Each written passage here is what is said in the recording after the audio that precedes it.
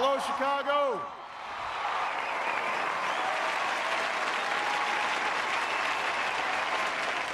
If there is anyone out there who still doubts that America is a place where all things are possible, who still wonders if the dream of our founders is alive in our time, who still questions the power of our democracy, tonight is your answer. It was only 8 years ago. So many thought it would never happen in our United States of America. But America had its first non-white president, and that was a big deal. Because America, our country, was famous for so many things, great things, but we were also well known for our racism. It's been a long time coming, but tonight, because of what we did on this day, in this election, at this defining moment, change has come to America. America had shocked the world. Where nothing will ever be quite the same again. The advent of a black man as America's 44th president ensures that. First time in this country's history, an African American has been elected president of the United States. Große Thema, guten Morgen, liebe Zuschauer, denn Sie haben es gehört, Barack Obama. Выступление Барака Обамы, избранного президента Соединенных Штатов. Предлагаем вам прямую трансляцию. Of all the Western countries, of all the white countries, we were the first to elect a colored president. That had to count for something. Other countries had their tumultuous history with civil rights. The 2011 riots in the UK, resulting from the shooting death of Mark Duggan by police. Police, councillors and local business owners, after earlier condemning the violence in the capital as completely unacceptable. Before I made this move, I was young, I ain't know what to do. The race riots of 2000 in Spain erupted after a Moroccan man was arrested for the stabbing death of a Spanish woman. But I never gave up, I never quit. I look back, all I wanted was some kicks. But every hustle had a struggle in the midst. Hundreds of Spaniards marched shouting racist slogans and went on a rampage burning cars and shops belonging to immigrants from North Africa. The German student movement of 1968, or the 68er Bewegung in Germany, was a reaction against the authoritarianism and hypocrisy of the German government and other Western countries, but was fueled by the violent overreaction of police. During these protests, 400 students were injured and 2 died. Major clashes between immigrants and police during the 2013 race riots in Moscow. The Russian police arrested over 1,000 people, mostly immigrants, and detained them on the outskirts of Moscow. The 2013 trap riot in France, which occurred in the suburbs of Paris after the police arrested a man who assaulted a police officer who tried to check the identity of his wife wearing a Muslim veil. And even our gentle neighbors to the north had their moment in 2008 when a demonstration took an ugly turn in downtown Calgary between the Aryan Guard and anti-racist protesters. America wasn't special. It was just that we had let our human nature get the best of us. We had let racism become a part of what defined us. Until... I, Barack Hussein Obama, do solemnly swear, preserve, protect, and defend the Constitution of the United States. So help you God. So help me God. Congratulations, Mr. President. As a country, as a nation, as a people, we had made progress, right? Of course, the presidency of one non-white male couldn't make up for all that people of color, black people, had endured in our United States of America. But that was our past. We all know what that's about. It was our destiny as a nation to look to the future, a future with a better America. But then came the windstorm.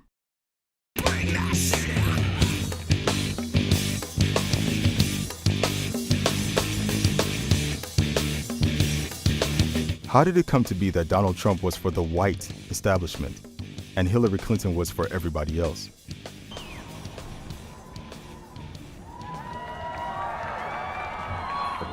I, Donald John Trump, do solemnly swear. God. So help me God. Congratulations, Mr. President. What did it all mean? Why did these two candidates polarize the country to such a degree? Had we made as much progress as we thought? Only one way to find out.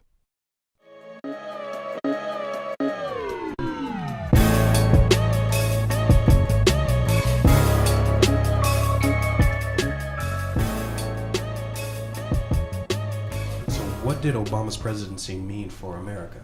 From the African-American fabric of that American history, it certainly was a pivotal moment in our struggle for representation and our civil rights. Certainly we are not in a post-racial America, but it certainly was also an expression and an outcome of the struggles that our ancestors bared in order to reach that point. But the struggle is not over. It really gave us the opportunity to say, hey, my family that looks like his could maybe also become that. Black activists around the world had preached for decades that black self-worth was under attack.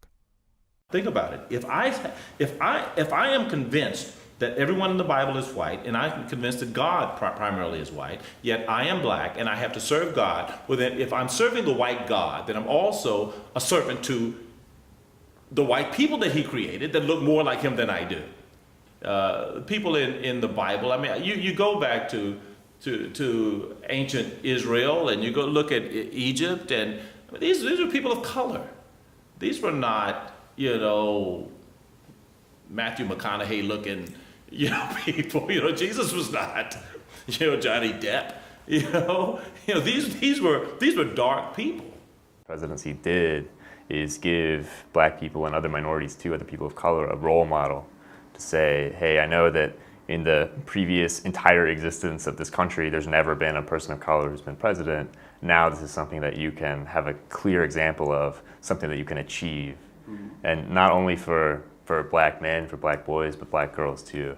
You see other figures high up in American politics like Condoleezza Rice, also serving as role models in this way. This is really important sociologically for people to have someone who they can identify with, whether it's racially or in terms of gender or sexuality.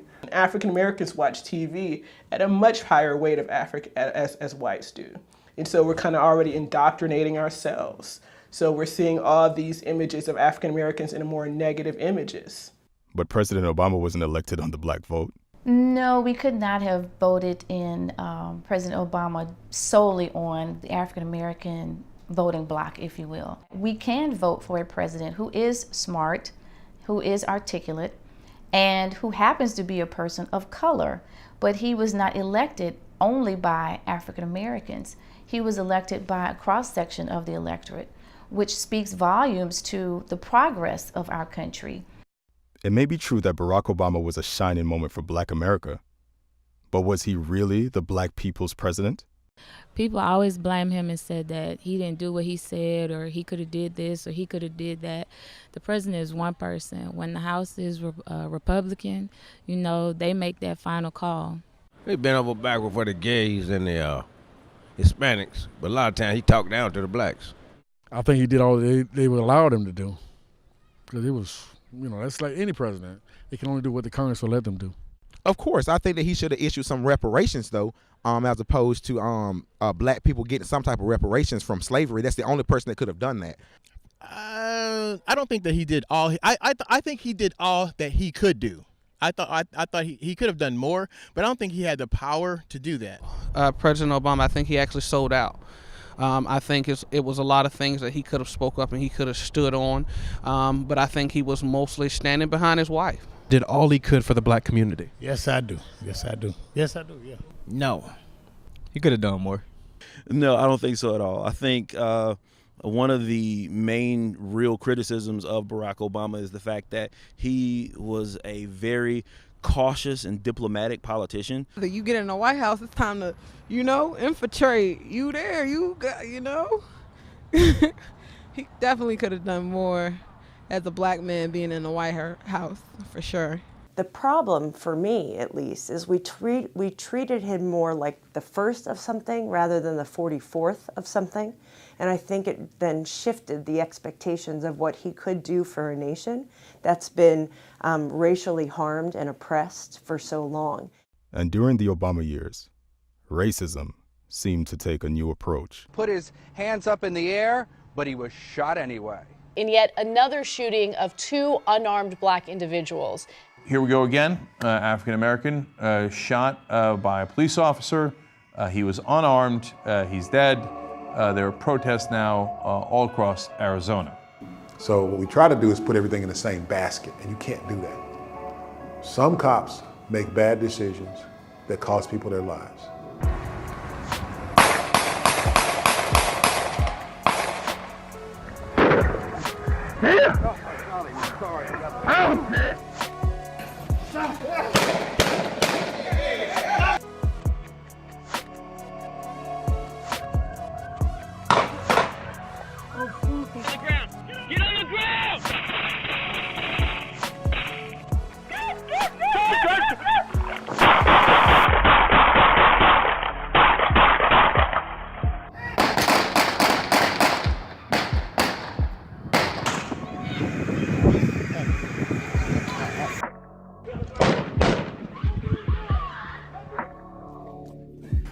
And the thing that you got to remember is this: cops keep coming until the radio says the situation is safe. They just keep coming, and you can't you're not going to be able to outnumber us. It doesn't matter. You're going to lose every time. What was going on?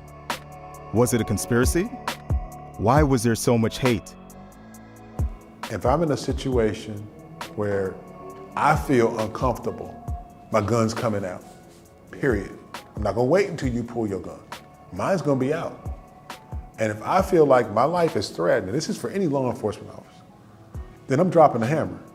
And I'll deal with the consequences afterwards. It's better to be judged by 12 than carried by 6. You have people who are enforcing laws and rules that have historically been used to discriminate against minorities in the country, whether it's poorer people, whether it's religious minorities, whether it's people of color. It's what technology allows us to do, right? Everybody's got cell phones, everybody can upload to Instagram and Facebook any videos that they take. What this allows is for people, regular people, to contest the dominant narrative of what happens, of what the police do. Previously, we've been unable to contest these narratives. It's whatever the police say is what happened. They make it seem like racism is a bigger deal than ever, but part of what's actually going on is that it's in your face more than ever. It's not that racism is a bigger deal than ever, it's that people are able to see it more than ever, which is uncomfortable and forces people to talk about it. I asked a DeKalb County police officer who's been on the job 16 years, a question in front of the teenagers that we were talking to. How many people could you have legitimately shot and killed, but didn't? In your 16 years as a law enforcement officer? He said about 100. The frequency became alarming. Black Lives Matter was formed. Law enforcement was viewed more than ever as a threat to blacks. And once again, our human nature was too strong to overcome. They are trying to learn more about gunman Micah Xavier Johnson and what might have motivated him to murder police officers. Micah Johnson, 25 of Mesquite, Texas, was identified by police as the sniper who shot 12 people during a Black Lives Matter protest.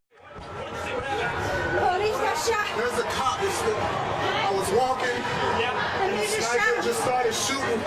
Man, like all of the cops were getting shot, man. I just saw cops bending over, man. Like it had to be like 5 or 6 cops, I think, was all getting shot down, man. It was clear that the murdering of these police officers was retaliation for the perception of the police. I just saw the police over here. Where are these guys? Look at these guys. These are beautiful.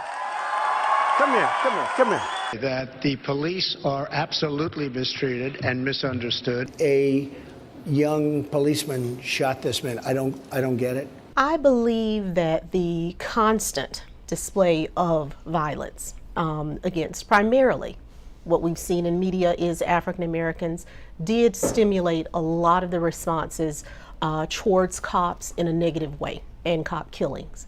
Most of the organizations are unions.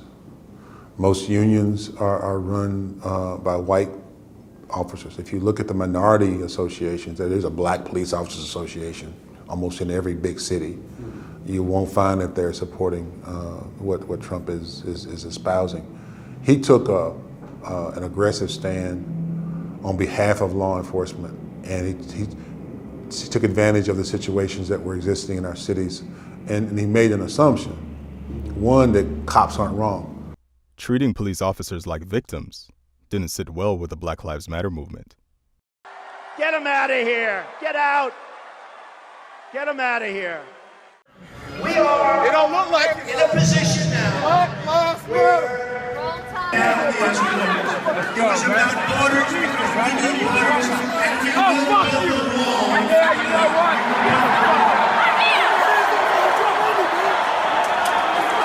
what? The tone was set. Hillary did the opposite, welcoming all minorities with open arms, and the media drew the lines. But when a Trump supporter punched a black man that was being escorted out of the rally, Black America was most offended by this. I promise you, I will pay for the legal fees. I promise. I promise. Black Americans started to feel some kind of way. I think the media was a key factor in the outcome of the 2016 presidential election, because of the reportings of the failures, I should say, of both candidates, and also perpetuating issues that had surrounded Hillary throughout her campaign. It was a very nasty election. Neither candidate was loved by the public. Hillary was haunted by the email scandals that put in question if her lack of attention to detail had given the adversaries of our country an advantage. The fact is, we had 4 dead Americans. Was it because of a protest, or was it because of guys out for a walk one night who decided they'd go kill some Americans? What difference at this point does it make? Of course, you know, you have Trump groping women and discussing that openly. So it became, for some people, the lesser of two evils. They're bringing drugs. They're bringing crime. They're rapists. I want to build a wall. I'm going to build a wall. I want to build the wall. We need the wall. I love the women that faint when I speak. Those are the ones that love me. No, I didn't say that at all. I don't think you understood what was said. This was locker room talk. Every woman lied when they came forward to hurt my campaign. But we have some bad hombres here, and we're going to get them out. Hillary Clinton is a bigot. Would I approve waterboarding? You bet your ass I'd approve it. You bet your ass. I love the old days. You know what they used to do to guys like that when they were in a place like this? They'd be carried out on a stretcher, folks. But I think because of the reporting, because of the email scandal. I made a mistake using a private email. That's for sure. And if I had to do it over again, I would obviously do it differently. And things that happened, the media played a very large role, because it was constantly. The email issue, I think, was the sinking ship for Hillary. When all was said and done, blacks who didn't like Hillary felt that they couldn't vote for Trump. I think they perceive Trump as a threat because I don't think, a lot of people don't feel that Trump understands their experience or understands the common experience of often of the working class or the African American or the issues that are just important to them. And that's scary, to think someone doesn't care about what you're going through. A lot of what he talked about, a lot of his message as he was campaigning came from a point of view of attack. Not how you're going to make things better, but attacking others that are easy targets, that we have a history of attacking. So we have a history of attacking African Americans. We have a history of attacking the poor. We have a history of attacking people because it's easy and it's divisive, and you choose the target audience of what you want to, and everybody else becomes a target. And that's scary, and it makes easier for other people to target them. The media took on the responsibility of defining the supporters of both candidates. Trump's supporters were classified as... I mean, you were nasty and mean and vicious, and you wanted to win, right? I think all we're seeing now is we're seeing the America that's been under the surface finally coming up. You know, and this didn't... so I don't believe that Trump caused this. I don't believe that Obama caused. I think it's always been here. He's just been the avenue through which they could express their rage or just express their discontent, you know, with a black America. It may have just how outspoken Donald Trump was throughout the election, and kind of had certain parts of the white community rally behind him. Just comments that he made, I think, of course, the white supremacists in America, I think they took heed of it and they really followed his lead because of his comments. When somebody as bigoted somebody as outspoken as Trump has been about certain issues, certain people, certain creeds, certain religions, and the masses. But I mean, the masses, I believe they voted for Hillary. Absolutely. I think it was, the election itself was a joke. It's a lot of hatred, and a lot of people that didn't vote came out to vote, and that's white America, the hidden white America that we didn't see. Trump was elected. Slavery is not coming back. I still can say what I have to say to you, and if you put your hands on me, I'm going to put my hands on you too. So if he says, okay, she's a jigaboo, there's going to be other people who feel for other reasons that this person is a jigaboo, and they're going to support him and feel that he can do anything and everything that he wishes. Look at his history. Look at his look at the way, look at his history, and if you don't even want to go back that far, listen to how he speaks. Donald Trump, even, him separating himself and the Republicans against African Americans, minorities, period, especially, Mexicans. Because he talks about deporting people, sending people back to where they came from, and how if he would run Republican, like he would do it with that party just simply because it's easy to be brainwashed. I just feel like a lot of stuff that he doesn't even try and hide some of his tendencies. So. And then Trump, he's just a straight up cracker, So, I mean, at least he's honest about it, Because Donald Trump, he say racist stuff. I do not like him. He's an ass. I have visited the laid-off factory workers and the communities crushed by our horrible and unfair trade deals. These are the forgotten men and women of our country, and they are forgotten, but they're not going to be forgotten long. Who were these forgotten people?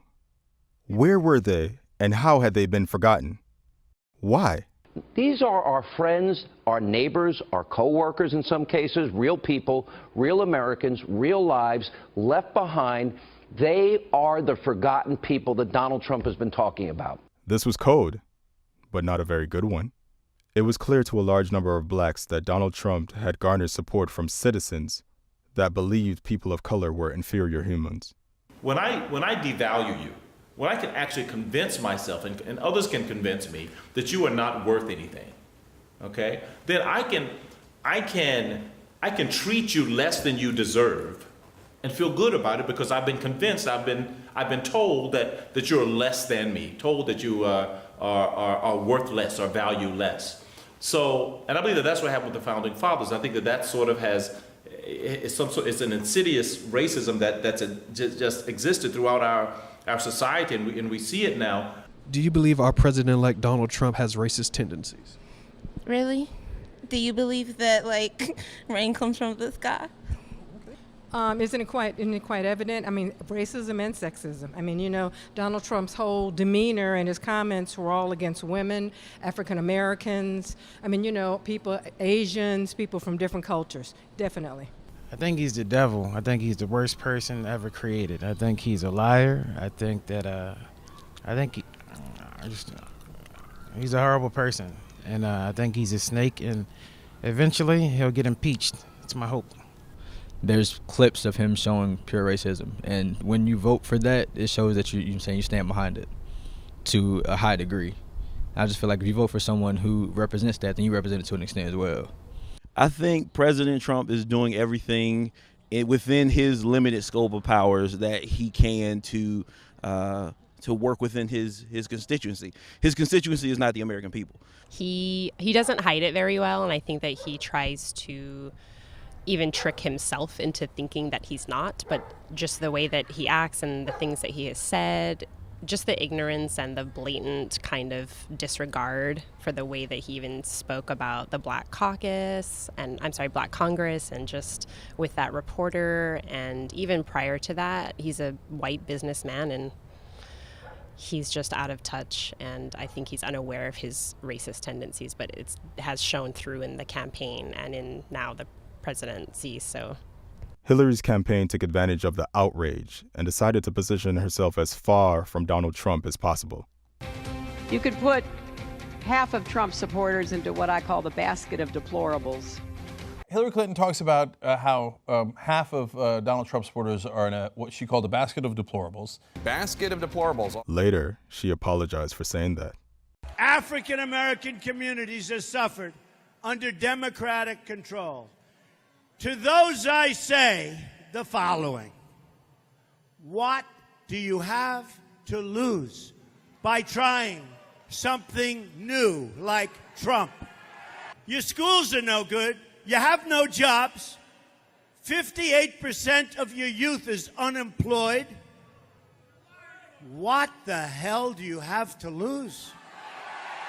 They are not just gangs of kids anymore. They are often the kinds of kids that are called super predators. No conscience, no empathy. Now that was harsh. In 1996, you used the term super predators to describe some young kids. Some feel like it was racial code. Was it, and were you wrong to use that term? Well, I was speaking about drug cartels and criminal activity that was very concerning to folks across the country. I think it was a poor choice of words. I never used it before. I haven't used it since. I would not use it again. But as bad as that was, Barack Obama, African American. If I were African American, I would be so angry at him. African American youth has an almost 60% unemployment rate. African American people that are 25, primetime age, 25 to 40, have such a high unemployment rate, you wouldn't believe it. It was a campaign he was doing, and he said, "Where's my African American? There's my African American." He might as well say, "Where's my nigger? There's a nigger right there who's supporting me." I will do more for the African American people than Barack Obama has ever done. I'll do more in 1 year. Not only was the country divided, you could feel it in the air. And for months, the media predicted that Hillary would win the election. I've just received a call from Secretary Clinton. And it happened. Donald Trump won the election. She congratulated us, it's about us, on our victory. And I congratulated her and her family on a very, very hard-fought campaign. Many Americans felt that it was a blow to American decency and a clear demonstration that white hate was still alive. You know, he has his history of attacking things that were more personal, such as the birthplace of our then president, Barack Obama. So I think people saw his entry into the race as something that wasn't serious. So as a result of it, I think analysts never took the time to believe that he could become the president of the United States of America. He who knows not his history is destined to repeat it. So I think what we see happening in America with race relations, with economics, it's a repetition of history because we have not acted in many cases to ensure our own prosperity within a democracy. If you read Where We Go From Here, one of Dr. King's books, you'll see if you don't put dates on it, we're right back where we were in the 60s. We're right back there. I think we've made progress. I think the issue is that when we make progress, that's not really interesting to put on the news. So the progress we do make is not what you want to show. It's much more easy to show things that are going bad in the African American community because that seems to be what sells more or what's more interesting. And that's not even just for African Americans in general. We like when it bleeds, when it leads. Do you think white people are more racist than black people? Yes. I would say yeah. They are.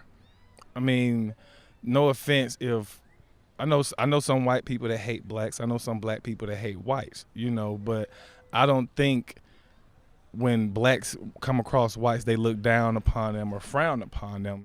No, I don't actually, because, I don't believe in, one race can be racist. And other, I mean, we be racist sometimes, too. It's true, but, the root of all hatred, it came from them. We weren't racist first. They came at us, so we're just trying to, get equal footing. Yes, I do. One would just answer that question, just say yes off the bat, but I think it's a culture. We're taught to be racist. We're taught to look at, as soon as you meet a white person, they're white before you know their name. You know what I'm saying? He's not Andrew. He's white before he's Andrew. I'm Jamal, but I'm black before I'm Jamal. Black people can be racist to other black people, so I don't know how to really answer that question. I would say it's neck and neck, man. Just stop all that shit, really. I will not say that. I think honestly, as an African American, we're quick to claim racism. Do you think that white people are more racist than black people? No. Of course. Why do you say that? I mean, that's just the way that it's always been that way. It's not going to change. No, I don't. I think that's also divided. I think black people are racist as well, but we tend not to be viewed as racist because we're biased. Yes, I do. I believe white people are a little more blinded than black people are. They don't see, a lot of them don't see, the privilege that they have. I feel like white people, like Caucasians, they have like a more definitive history of racism like that. But like to say that everyone, like they just right off the bat are more racist, no, I just don't think it. Oh, absolutely. Yes, black people can be racist. No, I think people are just racist from their environment and where they were, grew up. It's probably a learned behavior. Yes, I do. I do think that. For sure. I believe that black people aren't racist. We never oppressed the race. I think racism is one of the most, misunderstood words in the lexicon, especially in the American lexicon, because racism, the way most people understand it, has to do with interpersonal meanness, and it has nothing to do with that. Racism is all about prejudice plus power. So black people by definition can't be racist because we don't own the businesses to employ people. We don't own and run the courts that jail people. We're not the majority of the police officers that arrest people. We don't have the machinations of society to grind people based on biases, based on ideologies of inferiority.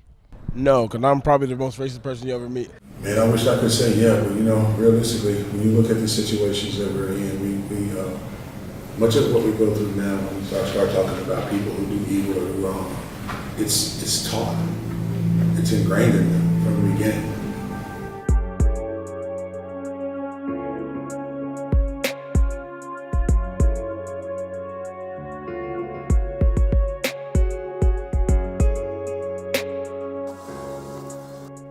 Now, why would black people feel this way? Are there wicked races? I think there are wicked people. I'm not going to assign any wickedness to a group. There are people in every group who are wicked. And so I don't believe that there's anything within a race that's systemic in a race that makes that race wicked. No, I'm not going to say that. But I do believe that there are people who just stand out because of their own depravity, as wicked folk. There's no reason to think that whites, for example, are any way like predisposed to be wicked, right? Wickedness is socially contextual. Wickedness exists in every society, in every neighborhood, and even in every family, right? We've all got that uncle who's a jerk, right? I would say it's dangerous to start calling an entire race wicked, because then it's kind of the same thing of going back to the concept of doing enslavement, when they used to call a whole race of African Americans dumb or inferior. Unfortunately, the evil that is unalienable to human nature doesn't stop at race. If race isn't the issue, we find another difference to justify our human nature. Sababu tries to attack us must die.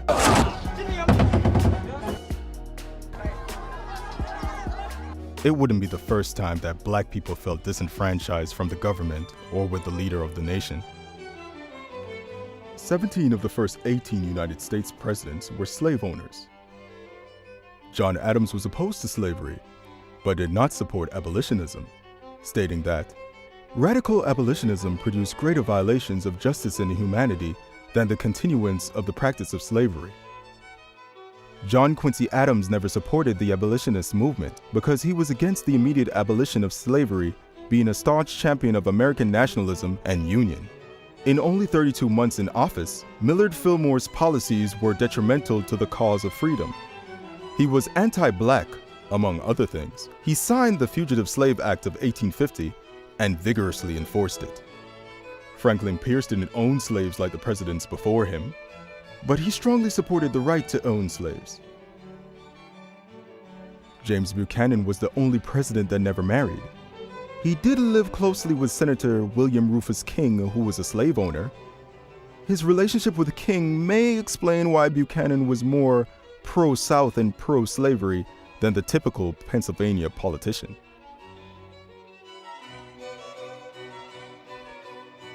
I will say then that I am not, nor ever have been in favor of bringing about in any way the social and political equality of the white and black races, that I am not nor ever have been in favor of making voters or jurors of Negroes, nor of qualifying them to hold office, nor to intermarry with the white people. And I will say in addition to this, that there is a physical difference between white and black races, which I believe will forever forbid the two races living together on terms of social and political equality. And inasmuch as they cannot so live, while they do remain together, there must be the position of superior and inferior, and I, as much as any other man, am in favor of having the superior position assigned to the white race.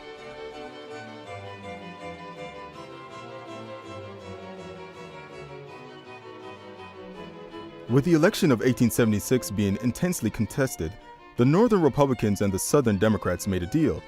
It was called the Compromise of 1877. Unwritten, it settled the disputed election, allowing Hayes to become president, but required that all federal troops be pulled out of the state politics in the South. The Republicans would keep their power in the White House, but abandon the blacks in the South. The Reconstruction era was over.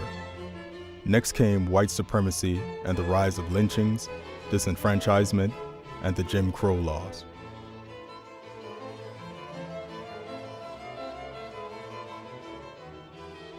I have a strong feeling of repugnance when I think of the Negro being made our political equal, and I would be glad if they could be colonized, sent to heaven, or got rid of in any decent way.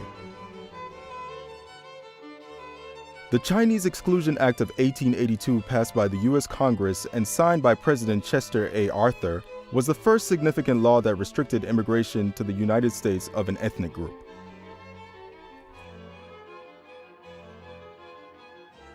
Richard Nixon was well known for using and being very comfortable with racial slurs and derogatory stereotypes. Rumored to be more open to civil rights than Nixon, Gerald Ford was undoubtedly attached to Nixon's policies.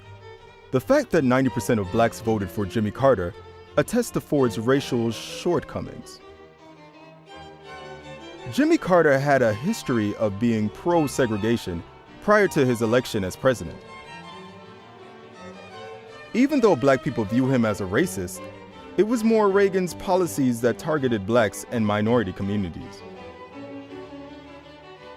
For these two presidents, they were considered racist by association with the Republican Party that was labeled racist following Nixon's use of drug legislation and policing to target blacks and other minority communities. Now, black people love them some Bill Clinton. Or do they? Clinton's crime bill is often considered as having annihilated the black community.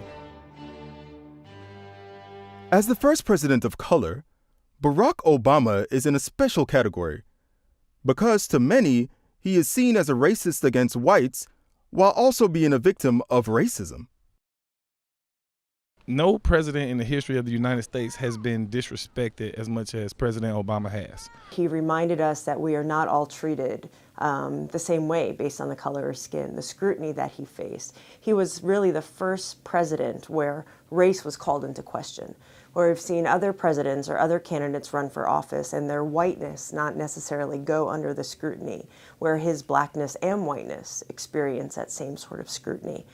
When you look at many of the failures and omissions of the administration of then President Barack Obama, I think there were a lot of underlying tones of racism and not wanting to see him successful.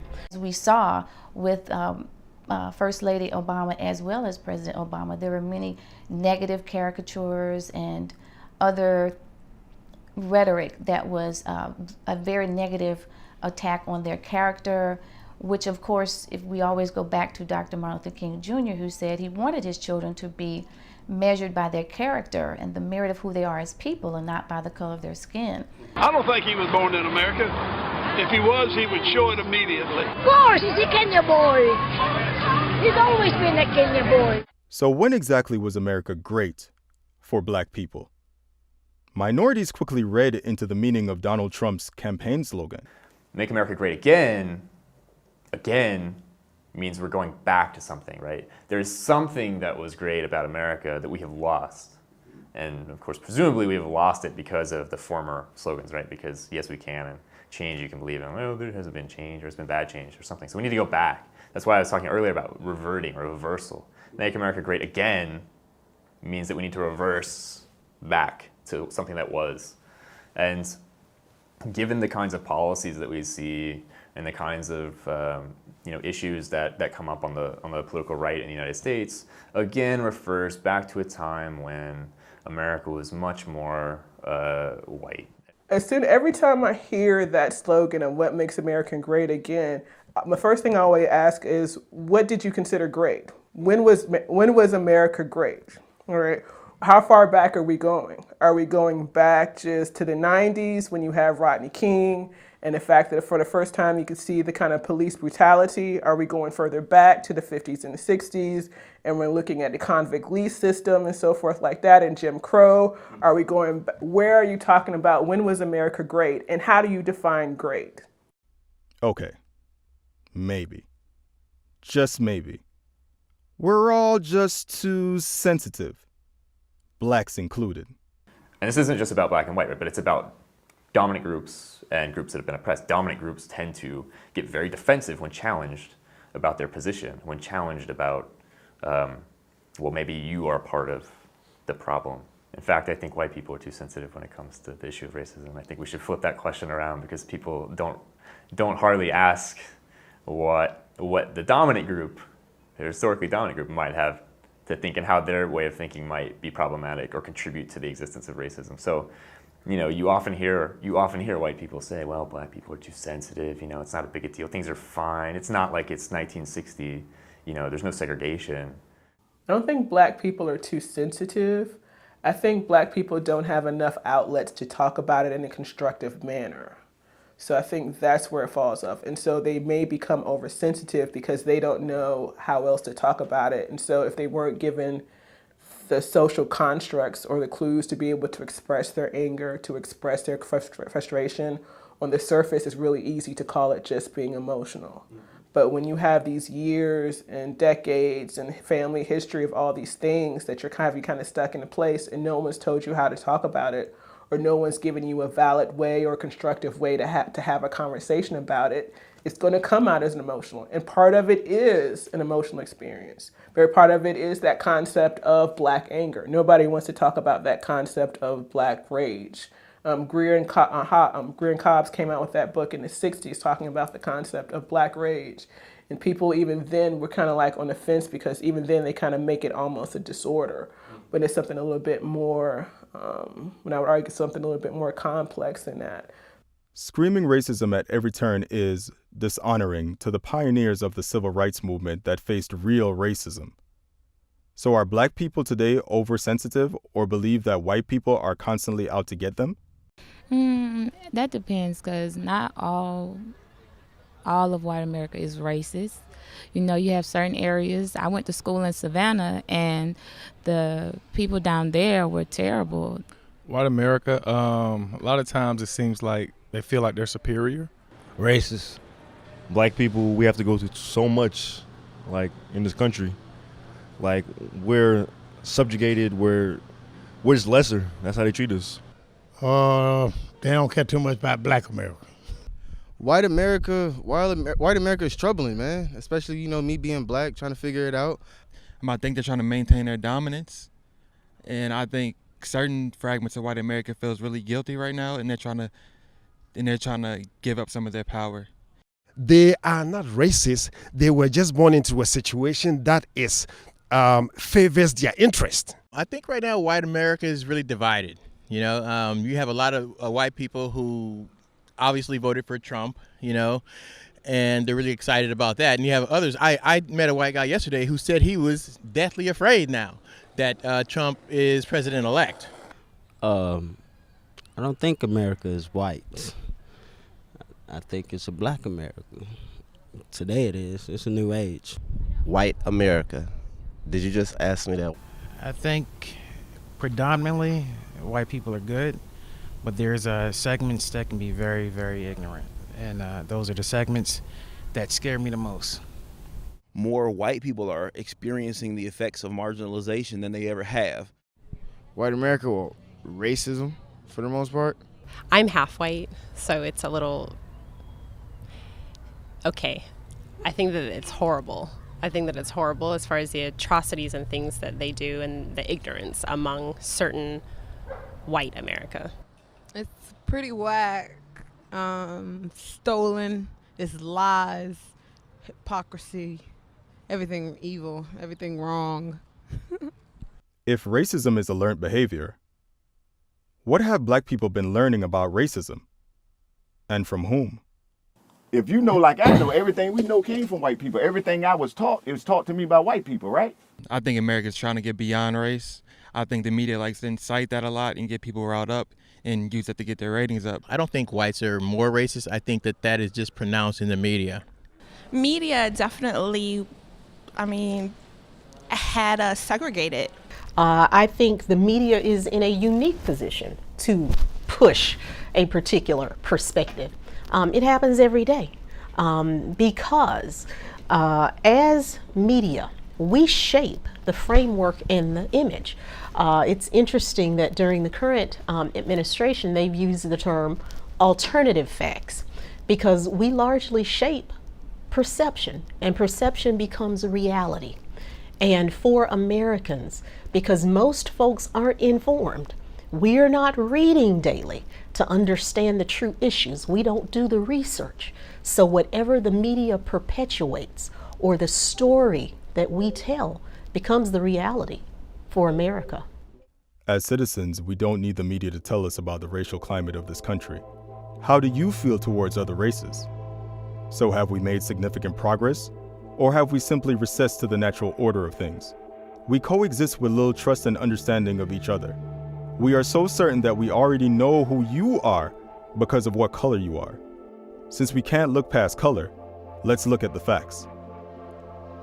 Other Western countries like the United Kingdom, France, Germany, Russia, Australia, and Canada all conduct democratic elections to determine their president or prime minister. But none use a system similar to the Electoral College. The Electoral College was started by the founders of the Constitution, and it was started as a way to allow the northern and the southern states to strike a balance, but also because the Electoral College is based on the proportional representation of each state's population, the states that had smaller populations were concerned that there was going to be more of a representation of the larger states than the smaller states. And so there was a compromise struck.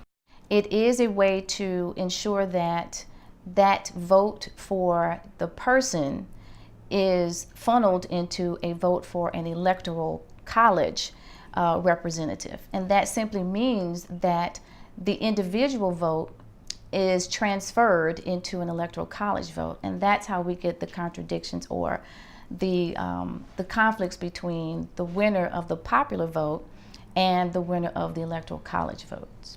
Even if people were rioting in the streets about the electoral college, which they would have to know about it first and understand what it was, it would take a long time, if ever, for that to be changed. But one big question that you hear as a criticism, right, is why do we insist on using the electoral college instead of just a popular vote?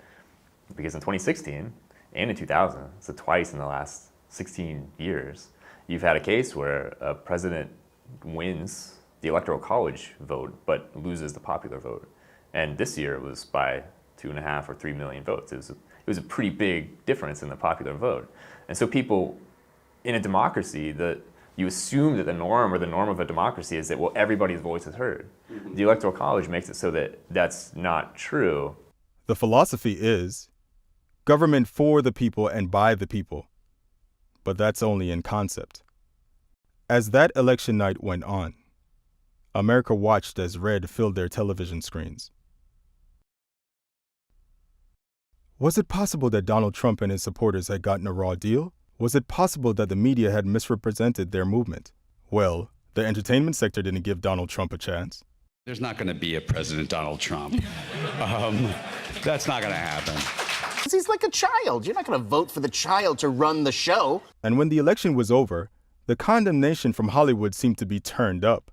I mean, he's so blatantly stupid. He's a punk. He's a dog. He's a pig. He's a con, a bullshit artist, a mutt who doesn't know what he's talking about, doesn't do his homework, doesn't care, thinks he's gaming society, doesn't pay his taxes. He's an idiot. Colin Powell said it best. He's a national disaster. He's an embarrassment to this country. It makes me so angry that this country has gotten to this point, that this fool, this bozo, has wound up where he has. The music industry was just as critical of Donald Trump and his campaign. I'm a nigga, fuck you, nigga. Now I'm on the mission, too. Yeah, nigga. Yeah, nigga, fuck Donald Trump. We ain't voting for your punk ass. Never had there been such a political outcry from the music industry. This is Slam Trump. Hashtag Slam Trump. The music industry spoke out, using music and song as political tools. The rap group, J Mansa, went all the way with their album entitled Fuck Donald Trump. Only thing stopping it. Cut some grass, sell some water, wash some cars. Lounging on the couch, never made it this far. For every action, there's an equal outcome. I'm Jay, I'm one half of J Mansa. I'm B, the other half of J Mansa. We do hip hop. Hey Sean, man, I'm the manager, man. When we made the mixtape, it was not just for Trump. It was more so like, fuck the government. According to polls all over America, his popularity is much lower than previous presidents. The good news, it can only get better from here, right? There's no way Donald Trump won. It's too many people came out that it's against it. He didn't win. That's y'all president. That's my mess.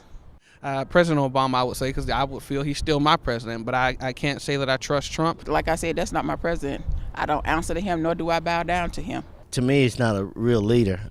Was this divide going to last for all 4 years? What was the president doing to mend the gap? If you're not white, if you're not successful, then you're outcast to him. If you're a minority, if you're gay, if you're anything that's not of him and not what he's used to, then yes, and that's a form of racism. I think he's a one percenter. I think he is really wants to benefit the rich, and that's not fair. I don't think it's going to work out very well. If you're not white, if you don't have that white privilege, he racist.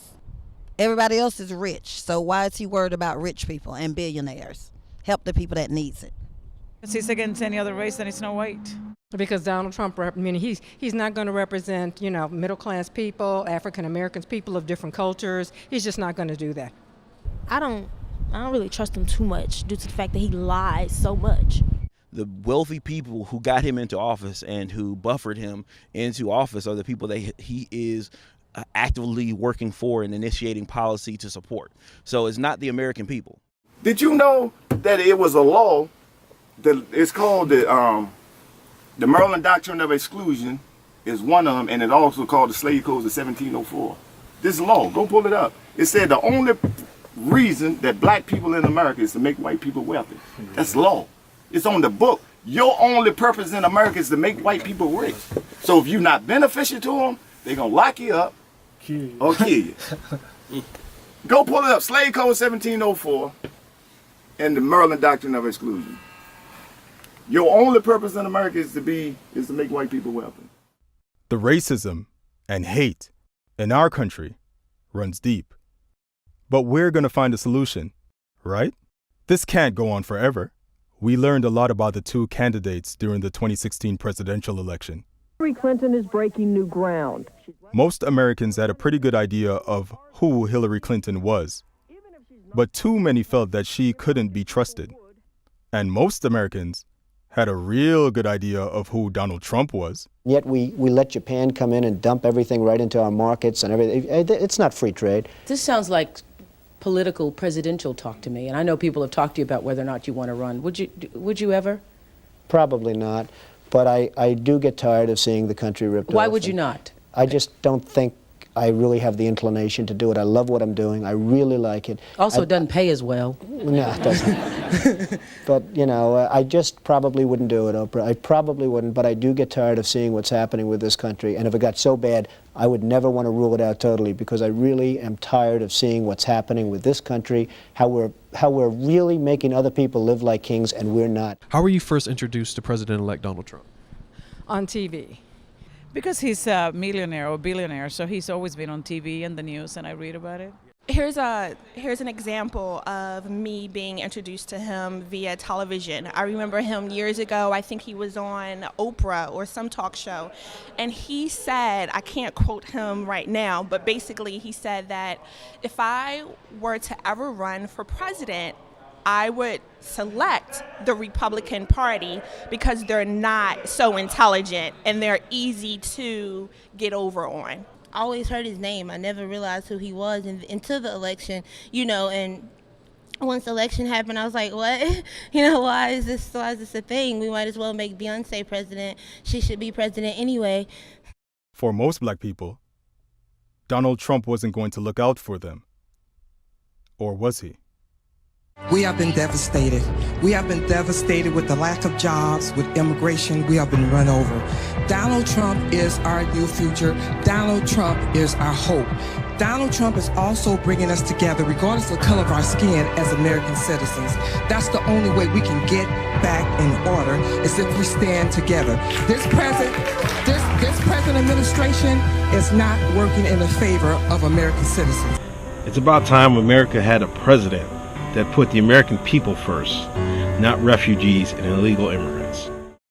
So maybe our commander-in-chief didn't have racist tendencies. And more importantly, he doesn't care if black people think he does. The huge corridor of red that saddled the country was comprised of states that have been traditionally Republican with very little minority representation. And yes, Donald Trump is right. A very surprising number of blacks voted for the current POTUS. Know a few people in this campaign, it's just, elections are about choosing what's in your best interest. So, I voted for him for the primaries just because I didn't want to see Hillary Clinton get in. Our congregation was actually a mix of both, believe it or not. The majority of my congregation was probably more Democratic. But there were definitely a number of people who were Republican. I believe we probably have about 98% African American and African Caribbean, etc., and the rest are Caucasian. But Hispanics voted for Donald Trump also.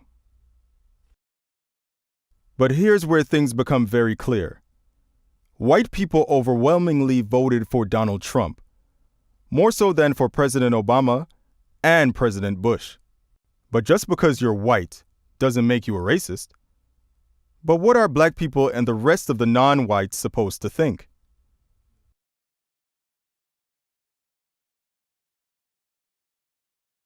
Well, just so you understand, I don't know anything about David Duke, okay? I don't know anything about what you're even talking about with white supremacy or white supremacists. So I don't know.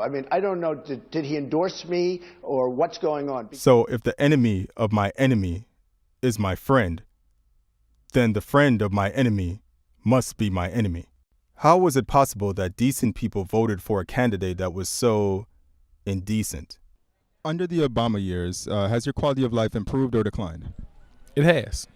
Honestly, every 4 or 8 years where there's a Democrat in office, my livelihood improves.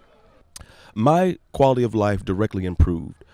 I was hired as a firefighter and EMT that was based in part on the grants that his administration gave to local governments to increase public safety. So I directly benefited. I purchased my first home under President Obama and through that job.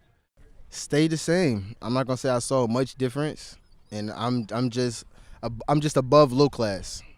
Well, mine stays the same. It doesn't matter who's president because I just feel that every man makes their own way. I can't tell you how it improved, but it wasn't bad. I'm not complaining. Improved or declined? I can't tell the difference. Can't tell the difference. We struggle no matter who the president is. I can't say either. And I'm not going to say I'm living day by day. It improved. It improved a lot. He got a lot done, especially about the health care.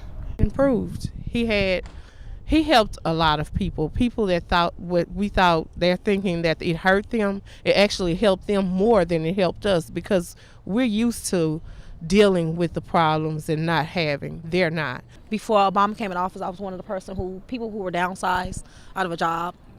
I was unemployed. It was a little bit easier, if I want to say maybe towards his second term for me to find a job. And I'm someone who had a degree, so it wasn't like, I got out of school and it was hard. Neither. Whoever's in office doesn't control whether or not my life is better or worse or more progressive or more depressed or I've got bigger and fatter pockets or anything like that. That's not the way that it works. That's not the way that our democracy works. It improved as a female, I suppose. Although many blacks feel that their government doesn't care about their best interests and has plotted to disadvantage them, it doesn't matter because the U.S. government has never had their backs. I think we've done a good job at teaching our congregation that we are responsible for our own destiny.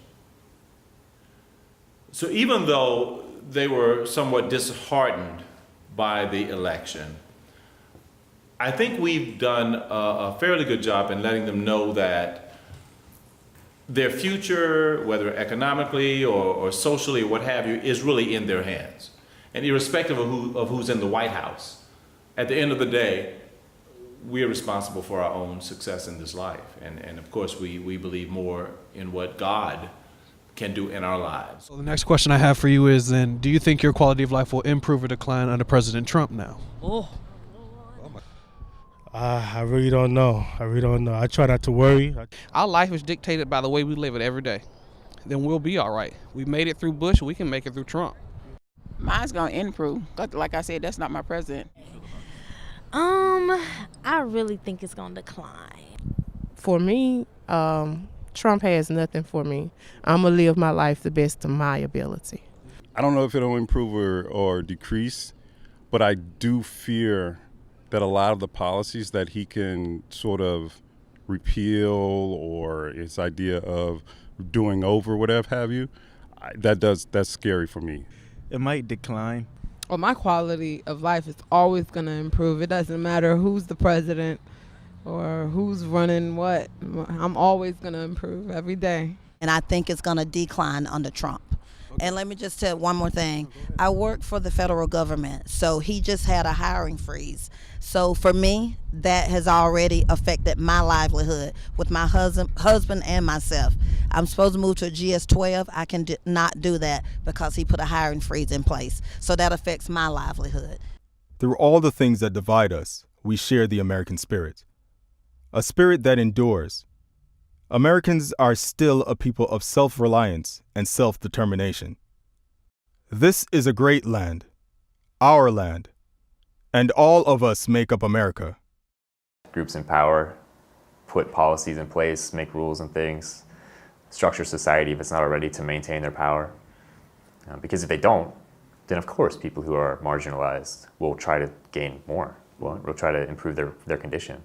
So that's the whole history of class struggle, for example, is the wealthy elites go back all the way to the times of industrialization in the 1800s, trying to maintain their position, right? Pay people very little wage, make workers dependent. If you get every one of them white people on TV and say, listen, the ones that's acting like they against racism, say, okay, racism and white supremacy help you get everything you got. Are you willing to give it up?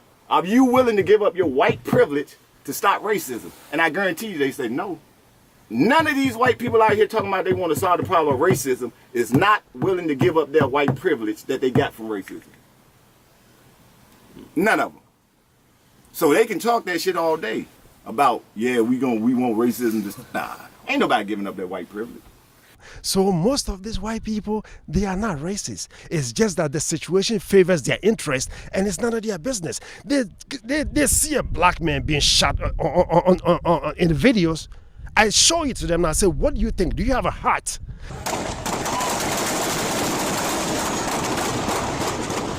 What do you think about this? It is wrong. What have you said? I don't know. Frank, what do you think I should say? They know very well what's going on, but it doesn't affect them personally. That is why they tend to be quiet, but that doesn't make them racist. Every issue facing America is sautéed in racism. We must raise incomes for hardworking Americans. Blacks have a significant spending power, but government policies have played a big role in oppressing real ownership rights and minority-owned businesses.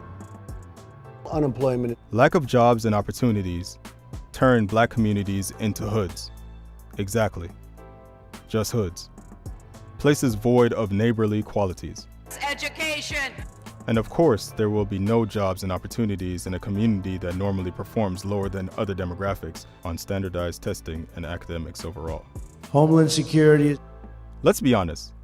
What is the first thing we think of when we see a Muslim on a plane?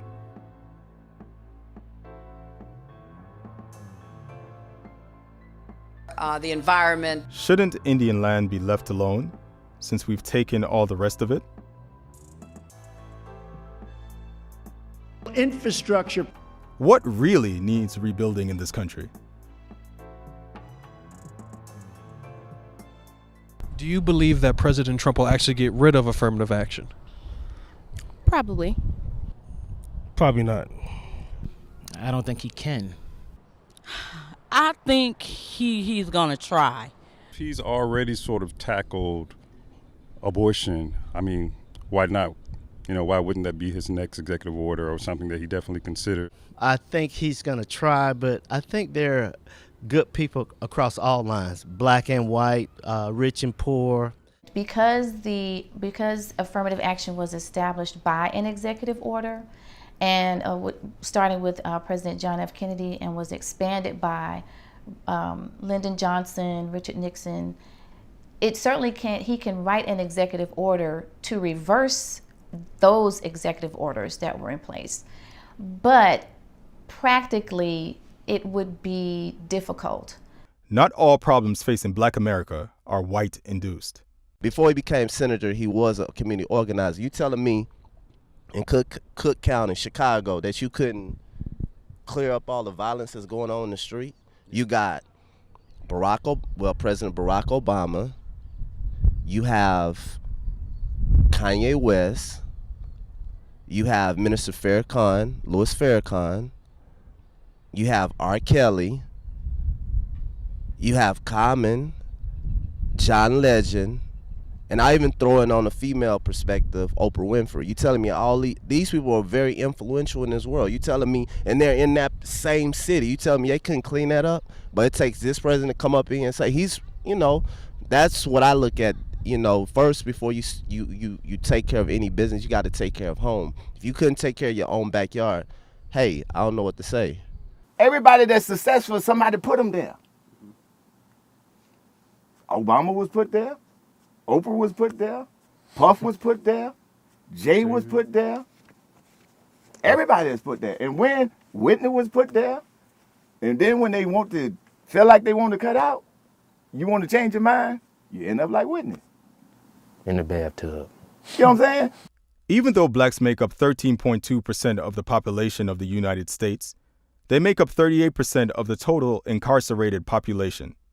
If you look at something like this stereotype that black people commit more crimes in the United States, let's look at drug crimes as an example. We have this stereotype, this idea that your regular drug criminal and drug dealer is an urban black man, right? This is a very clear picture that I have, and if I have it, I imagine a lot of other people have it, especially people who look like me have it, which is a problem. So if you look at studies of drug use, among racial categories, you find that whites, blacks, and Latinos use drugs, report using drugs at almost remarkably similar rates. And if they do find differences, the difference is usually that white people use a bit more and sell a bit more. But if you look at arrests for drug crimes, and if you look at policing of drug crimes, you find that blacks and Latinos get picked up for drug crime violations at significantly higher rates than whites do. This is not because blacks use more drugs or commit more drug crimes. It's because they are more heavily policed. They are more heavily policed because we have stereotypes of the urban black male as drug criminal. And then we see that these statistics show that, oh, wow, more blacks are in prison because of drug crimes. And then this just furthers the prejudice that, oh, well, then black people use more drugs. Why are so many of the messages in hip-hop detrimental to the black community? It's that music game, man. We have to realize that technology and communication amongst these young people is driven by hip-hop and videos. Oh, I think that's because that's what the label wanted to push. That's what the top of the food chain want to push. Mm-hmm. I mean, me personally, I think I think it's society is rigged. You know what I'm saying? It's already set up that way. You know, it's set up for blacks to kill blacks. Yeah, it's like set up for all this. So, like I said, music is the most influential thing. So why not promote the negative part? You know what I'm saying? If you want to keep a group of people oppressed, give them the negative shit. You know what I'm saying? Just give them all negative, and they have no choice but to be negative. Mm-hmm. It's like right now, you can't get BET to play KRS-One. You can't get BET to play Poor Righteous Teachers. You can't get BET to play Rakim. You can't get BET to play Public Enemy, because that's not the message that they want to give you. If all rap music played, if you go back to KRS-One, Public Enemy, I bet society would be different. Because it talks about their experience. Because it represents and validates an experience that's not often being talked about in mainstream America. I remember when I was doing my thesis on, and I was interviewing African American professors about their experiences. One of them, who grew up in the 80s and 90s in Baltimore, he talked a lot about how hip hop saved his life. And if he had friends around him dying and so forth like that. And hip hop was the only place he could go to that actually validated experience, actually talked experience. But high rates of incarceration is just one problem that the black community has to solve. There are so many others. Other problems that don't only affect the black community, because the truth is, when one human community is disadvantaged, it disadvantages all human communities. For example, let's look at the budget the president would like Congress to approve. Only 4 departments will receive a budget increase. And of course, America has a lot of enemies, so we need to defend ourselves. But makes you wonder where the budget cuts are going to happen. And these are just a few of President Trump's proposed budget cuts. Anyone surprised? I don't give a fuck who in the president, right? Yeah. But I'm anti-Trump because it's going to affect the elders and the youth, the ones that can't take care of themselves. You feel what I'm saying? It doesn't sound like the new administration is looking out for the everyday American. As Americans, when did we last feel like our government was fulfilling its mandate for all the people? It feels hopeless sometimes, but our flag still means something. It doesn't matter who is the president of our nation. We have to hold our government accountable because we are the American people, whether some like it or not. If there was one thing that you could say to President Trump, like you're looking inside the cameras, is one thing that you want to get across, one thing that you want him to know, what's that one thing that you would want to say? I would like President Trump to know that you sought out this position and now you have it. You're responsible for more than just white America. You're responsible for just more than the 1%. You're responsible for everyone. What would you say? He can go fuck himself. I don't have too many words for him. I'll probably go tell him to fuck himself. He's an idiot. He's too old to act the way he acts. Look out, Donald, man. Pay attention. Just look out for everybody. Just enjoy your 4 years. Because these are gone. Resign. Stop tweeting all the time. It's time to grow up, Donald Trump. Just stay wise and don't let the media distract you, and do a good job for everyone, not just white people or black people or any particular person. I would say, be realistic. Be fair. Be fair. I would tell him just be a man of courage. Impeach yourself. Like I said, he can suck my dick from the back. Got one. He needs to step back, look at everybody, and look at it and think of everything as a whole instead of what he wants and how he wants things to be. Help our people. Help the middle class. It's not about the billionaires and the millionaires that need you. We need you as black, white, green, yellow. It shouldn't even matter about color. If I could say anything to Donald Trump, wow, that's crazy. I would want to be very disrespectful. Be inclusive, and that I'm praying for you. He needs to just be more open-minded and not so bigoted. I would just ask him to think more before he was public with some of his words, you know what I mean? Like, some of us, like, we don't look at women as he does, and it's kind of disturbing coming from a single-parent household, and he talks about grabbing women by the vagina or whatnot. I have a little sister, an older sister. Fuck you. Assalamu alaikum. Honestly, I would just be like, fuck you, and leave. He's a jackass. Go fuck yourself. Your days are numbered. I'll ask him why. That's it. Just why. Why do you even act like that? Like, why? Stop hating Muslims. Just quit. Get the fuck out. Just quit. Be done. What would it be? Grab yourself by the pussy. I would give him the same counsel that Jesus gave the rich young ruler. Sell all that you have and give to the poor, and you'll have treasures in heaven. But this is about more than Donald Trump. This is about our way of life, about making this country greater for our children. So don't be scared. Let's do it. Let's address the elephant in the room. Drum roll, please.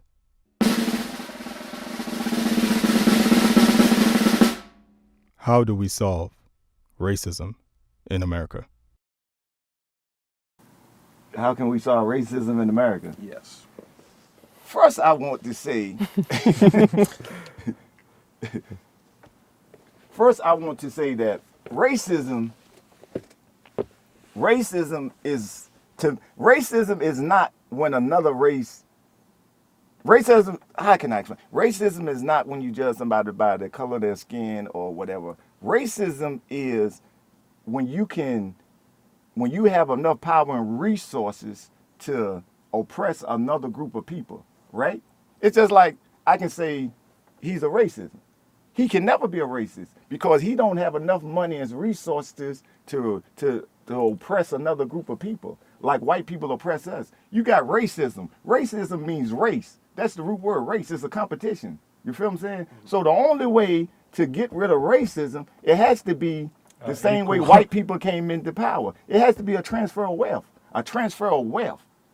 White people got their wealth when they went in Africa and raided Mansa Musa, when they conquered Mansa Musa, took all his wealth. That's where this comes from, J. Mansa, that king right there, right? So it can never, people can't do it. You can talk all you want to. You can say we're going to do this, we're going to do it. Until you get a transfer of wealth or equality in wealth, racism ain't going nowhere. How do we solve racism in America? That's a tough one. Ooh, that's a hard question right there. I really don't think that it can be solved, and I think that we have to start slowly in our own communities. Racism starts with each individual, I believe. They really just gave us our voting rights and little equal liberties, but we weren't on the same pedestal. They just left us like, okay, you're free, but we were already like under them. So maybe we need like more programs, there's more things to like get us on equal status as them. I don't have the answers, but somebody got to do something. Everybody get together and watch a movie. That's probably the best thing to do. I don't know what else. Just come together, man. I think the media needs to stop bringing it up as much and getting people riled up about race. Stop saying color. I mean, I think that all black people should. I think we need a separation of races for one thing. Until black people acknowledge and think of where they should be, in the world. But I definitely think we should separate the races again. Definitely. I think we start with discussion. I think we have to just be calm and not blame anybody, but just talk. We all need to get together and talk about it. Helping each other, love, peace. It's not going to happen overnight. Well, it first starts with education. We need to be educated. A lot of people in both communities are uneducated. We should all love our neighbors. We should love each other. I feel like the only way to solve it is for people to realize, okay, at the end of the day, everyone has to put their pants on one foot at a time. No one's any better than anyone else. People always say cliche, we have to have the conversation. We have to move past having the conversation and really sort of make some efforts toward realizing that there's a disparity. Equality is just not what it says it is. The democracy isn't what they say it is. We have to first admit that it's a problem, that it's here. Everyone throws it off, but it's a real issue. If we can discuss the issue truly, then we can fix the problem. I don't know if my forefathers were slaves or not, but the majority of the people that were African American were slaves. Let's talk about that. Just treating someone how you wanted to be treated. White, black, whatever. Why be racist? Everybody's a human. It's a very loaded and complex question, but I think the best start to that answer would be until white people employ the same measures and levels of the power of the state, finance, economics, education, healthcare, to black people and restoring black people that they did to disenfranchising black people, we'll never even begin. Let it go. What do you think the solution is to racism in this country? You got to get rid of Donald Trump. Reducing other forms of inequality is a big step forward. Racial inequality is correlated pretty tightly to social class inequality and income inequality. First thing is education. And I'm hoping this time, with the responses that we're getting, even though they're anti-Trump, what they're doing is they're starting a movement. And hopefully that movement is something that will transition us to solutions. You can't look at racism on its own. It doesn't just stand on its own. It's interweaved with concepts of race. Race is interweaved with concept of gender and class and sexuality. I think getting people to understand that everybody has a race, right? So white is a race, and getting everybody invested into the conversation about race. So how does racial equality help white people? So white people tend to think that they have racial equality when in fact we don't live in a racially equal place. So what they have is not racial equality, but they have racial privilege. Start to have real conversations about it, because it starts with just talking about it, because we don't even want to talk about it, because we want to protect the little that we have and hold on to our little bit of power that the structure has given us. First of all, by solving racism in Americans. I believe racism starts, I don't believe America is the problem. I think Americans is the problem. I think that the people, the individuals are the problem. Whenever someone tells me, well, I don't see color, I think that's racist. That's ridiculous. How do you not see color? You know what I mean? I see color. I mean, I'm black, you're black. You know what I mean? It's impossible not to see race. I think that the thing that we have to do is embrace who we are. Embrace our differences. You know, don't try to say you don't see it. No, embrace it. I am a black man. See me. See that I'm a black man. You know, don't tell me you don't see me. Because to say I don't see color, does that mean that you don't see that you're white? No, it doesn't mean that. It means that you don't see that I'm black. Well, there's a problem. Because if you can see your whiteness, then you should be able to see my blackness. Through open dialogue, through conversation, and through acknowledgement. Acknowledging that we all have inherent biases. So when you look at people, we may be all hues, but we all have the same desires for prosperity, for family, for education. We're Americans. We get it. It's every man for himself. I work hard for mine. So why should I pay for your health care, for your education, your food, your way of life? But ask any soldier who has served, and they'll tell you that America has real enemies. It's time to see what unites us, instead of focusing on our differences. The challenges we face as a human race are enormous. So let's start here, at home. Let's start with the racism in our hearts and in our minds. Let's talk about the racism in our society. Maybe we can't count on our government to always get it right. Instead, it is up to each of us to improve our perception of other races with the hope that one by one we, the people, can bring real change to the American way of life. Your schools are no good. You have no jobs. 58% of your youth is unemployed. What the hell do you have to lose? Thank you, Ballin' Chuck. You gotta foul me. If you want me to stop a pussy, drown me. Die looking real nice, me in the driver's seat. Yeah, them rats gon' come, cause all they smell is cheese. Your biggest downfall's living life in the rear. But it's more than that city, thought I made it clear. Nobody hears what you saying, this is my year. Ain't no back and forth, I don't believe in fear. Money ain't the problem, no information is. Niggas get a check, blow it till there's none left. Tryna stunt for them hoes, now look who the hoe. He cashed out on the whip with nothing left to show. Lame niggas always borrowing money on the low. Sponsor chick with red bottoms, is it all for show? And wonder why they don't get tickets to my fucking shows. My circle closed, cause most friends turn to foes. You think you ballin' Chuck? You gotta foul me. Saved a few grand, spent it on the chain.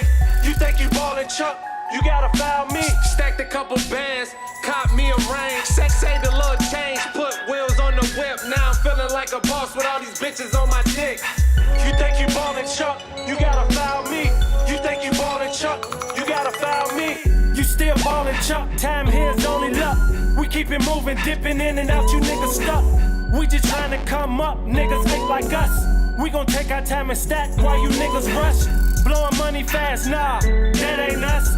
Legends in the game, name Hall of Fame. Make investments, hope my peers do the same. So the next generation carry on our name. Fascinated by diamonds, rather had a goal. All that Molly poppin' looking like it's taking toll.